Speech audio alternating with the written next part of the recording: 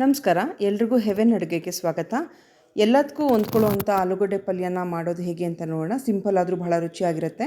ಈಗ ನಾವು ಎಣ್ಣೆನ ಬಳಸ್ಕೋಬೇಕು. ಮೊದಲಿಗೆ ಕಡಾಯಿನಲ್ಲಿ ಹಾಕ್ಕೊಂಡು ಅದಕ್ಕೆ ಬೇಸಿಕ್ ಒಗ್ಗರಣೆನ ಕೊಟ್ಕೋಬೇಕು. ಸಾಸಿವೆ, ಜೀರಿಗೆ, ಕಡಲೆಬೇಳೆ ಒಂದು 4 ಸ್ಪೂನು, ಉದ್ದಿನಬೇಳೆ 1 ಸ್ಪೂನ್ ಹಾಕ್ಕೊಂಡು ನೀವು ಅದನ್ನು ಗೋಲ್ಡನ್ ಬ್ರೌನ್ ಆಗೋವರೆಗೂ ಹುರ್ಕೋಬೇಕು.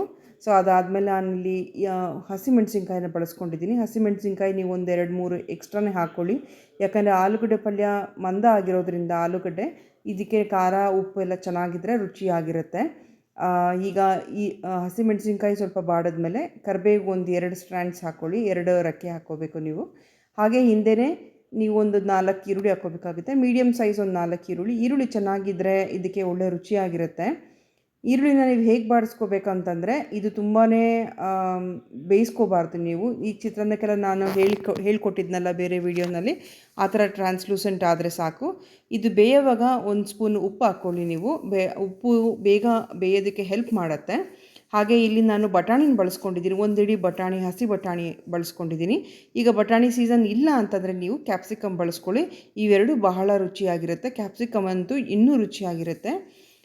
ಈಗ ನೋಡಿ ಇಷ್ಟು ಮಾತ್ರ ಆಗಿದೆ, ಕರೆಕ್ಟಾಗಿ ಆಗಿದೆ.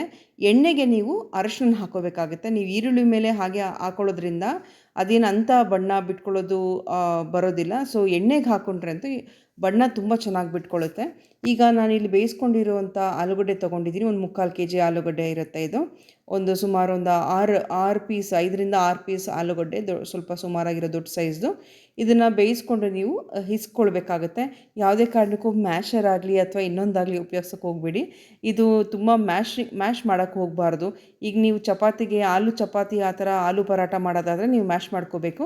ಆದರೆ ಇದು ಹಾಗೆಯೇ ಚಿತ್ರಾನ್ನಕ್ಕಾಗಲಿ, ಸೈಡ್ಗೆ ಹಾಗೆ ದೋಸೆಗೆ ಇದಕ್ಕೆಲ್ಲ ಬಳಸ್ಕೊಳ್ಳುವಂಥದ್ದು. ಸೊ ಮ್ಯಾಶರ್ ಅಗತ್ಯ ಇಲ್ಲ. ಕೈಯಲ್ಲೇ ಒಂದು ಸ್ವಲ್ಪ ನಿಧಾನವಾಗಿ ಹಿಂಗೆ ಕಿವುಚಿಬಿಟ್ರೆ ಸಾಕು.